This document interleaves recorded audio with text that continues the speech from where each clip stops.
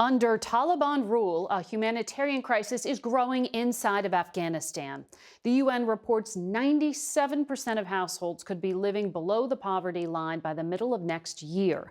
Imtiaz Tyab has been reporting in Kabul, documenting the state of the country following the U.S. withdrawal. This white flag, emblazoned with the Quranic verse, belongs to the Taliban and now flies everywhere. One of the Taliban's first acts after seizing Kabul was to come here to the green zone and to paint their flag on this blast wall outside of what now was the U.S. Embassy to make it clear they're now in control.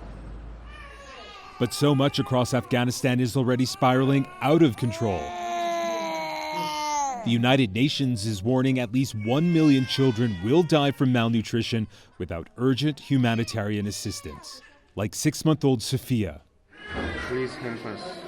Her father, Baba Shreen, tells us he's helpless. She needs treatment, he says. Please help me. I need money. Kabul is a city I know well. I first started coming here over a decade ago, but never have I seen it so desperate. People we meet tell us things have gotten so bad, they're selling off whatever prosperity they once had. Like this woman. What are you selling here? I'm selling my children's clothes. That's all I have. Those with even less come here to a USAID-funded World Food Program distribution center. All that's on offer are sacks of flour and a bit of salt. While we were talking to an aid worker, the Taliban arrived. This is Taliban? And what are they saying? Oh, they say stop. Filming? Yeah, we should continue later. We overheard a Taliban fighter ask his commander if he should kill us. Old habits, it seems, die hard. It was time for us to go.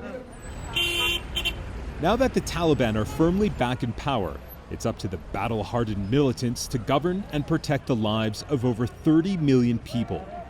But in recent weeks, the Afghan affiliate of ISIS, known as ISIS-K, has been lashing out. Patrols like this have been stepped up across Kabul, but the Taliban insists that ISIS-K is not a threat. Attacks like this tell a different story. Less than a day after we arrived in Afghanistan, ISIS-K carried out a suicide bombing at a mosque belonging to the Shia minority in the southern city of Kandahar. Despite the threat, the Taliban leadership seems more interested in enforcing repressive edicts against women and girls like when it was last in power, including its recent decree that only girls 11 and under would be allowed to go to school, while girls over the age of 12, millions of them, are now forbidden. Like 14-year-old Huda Siddiqui. But so much has changed. Does Afghanistan still feel like home to you? No. No? Why not? It doesn't feel like my home anymore.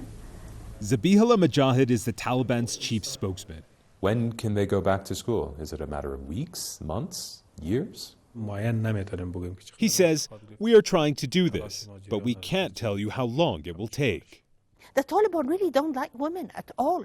They really don't like us. Mehbooba Siraj is an Afghan-American women's rights activist. What do you want to say to those girls who haven't been able to go to school? I want to say to them, my girls, my dears, my daughters, just take a deep breath. Don't lose hope. So hang in there. Inshallah, we are going to fix it. I think you'll see it. But if I don't see it, my girls will see it. The other generation will see it. And maybe one day they will tell it to the wind, and the wind will bring it for me.